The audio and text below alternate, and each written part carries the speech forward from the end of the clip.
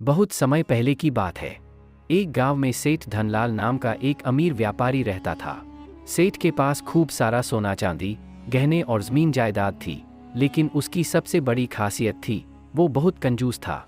गांव में लोग उसे मक्खी चूस सेठ कहकर बुलाते थे। सेठ का नियम था कि बिना मतलब के एक पैसा भी खर्च नहीं करता, नौकरों को तनख्वाह कम देता, मंदिर में दान नहीं करता। और उसी गांव में एक ब्राह्मण भी रहता था, नाम था चतुरदास। नाम के मुताबिक वह बड़ा ही चालाक और समझदार था। उसे जब सेठ की कंजूसी के बारे में पता चला, उसने सोचा, देखता हूं इस सेठ से एक पैसा कैसे निकलवाया जाए। एक दिन चतुर ब्राह्मण सेठ के पास गया और बोला, सेठ जी, मैंने सुना है आप बहुत धर्मात्मा हैं। मैं एक बड़ा यज्ञ करने जा रहा हूं।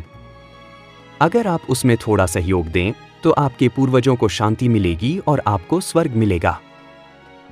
सेठ ने नाक भान सिकुड़ते हुए कहा, स्वर्ग की बात छोड़ो पंडित, मेरे पास अभी फुर्सत नहीं है। और वैसे भी तुम जैसे ब्राह्मण तो बस बहाने बनाकर पैसे ऐंठते हो। ब्राह्मण मुस्कराया और बोला, ठीक है सेठ जी, जब आपके पूर्वज सपने में आएंगे और कहेंगे कि आपने कुछ नहीं किया, तब पछताना मत। यह कहकर ब्राह्मण चला गया। अगली रात ब्राह्मण ने एक योजना बनाई। उसने गांव के एक बच्चे को एक भूत का मुखौटा पहनाया और सेठ के घर भेजा। रात को जैसे ही सेठ सोया, बच्चा चादर ओढ़कर डरावनी आवाज में बोला, सेठ धनलाल, मैं तुम्हारा पूर्वज हूं।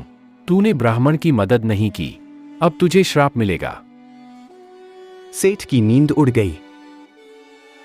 उसने घबराकर पूछा, क्या करूं पूर्वज, बताइए।